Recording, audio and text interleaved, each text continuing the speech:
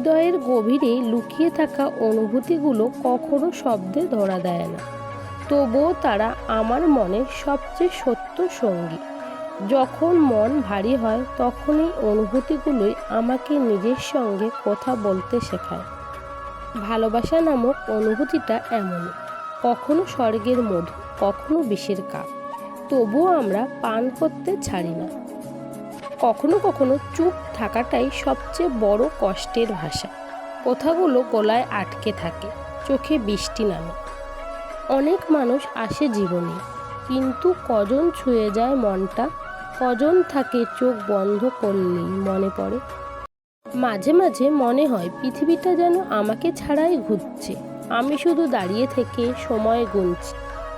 ভালোবাসি বললেই কি সব বলা হয়, নাকি না বলার মাঝেই লুকিয়ে থাকে সবচেয়ে বড় ভালোবাসা?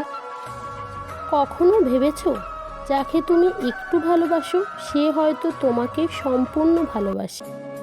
জীবনের সবচেয়ে কঠিন পরীক্ষা হলো হাসতে হাসতে কাঁদতে শেখা, আর কাঁদতে কাঁদতে হাসতে শেখা।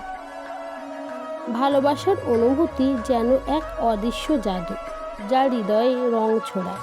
এটি এমন এক শক্তি যা আমাকে হাসতেও শেখায়, আবার চোখের কোণে অশ্রু এনে দেয়। তবু এই অনুভূতির জন্য আমি কৃতজ্ঞ।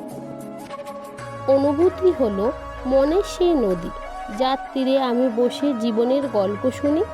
কখনো তা ঝড়ের মতো আছড়ে পড়ে, আবার কখনো শান্তভাবে বয়ে যায়।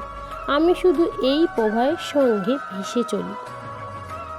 ভালোবাসা মানে কেবল হাসি নয়, বরং চুপচাপ রাতভর কাঁদার পরেও কারোর জন্য অপেক্ষা করে যাওয়া। ভালোবাসা মানে কাউকে জয় করা নয়, বরং হারিয়েও তাকে আগের মতো করে ভালোবেসে যাওয়া। ভালোবাসা মানে কাউকে নিখুঁতভাবে দেখা না, বরং তার সব অপূর্ণতাকে আপন করে নেওয়া, ঠিক নিজের মতো করে। তোমার ছোট্ট মেসেজটা সারাদিনের সবচেয়ে বড় শান্তি এনে দেয়, কারণ ভালোবাসা শব্দে নয়, অনুভবে থাকে। কষ্ট দেওয়া সহজ, কিন্তু যে কষ্ট পায় সে জানে রাত জেগে চোখের পানি মুছতে কতটা কঠিন। তুমি কাছে থেকেও অনেক দূরে ছিলে, অথচ আমি দূরে থেকেও প্রতিদিন তোমার পাশে থেকেছি।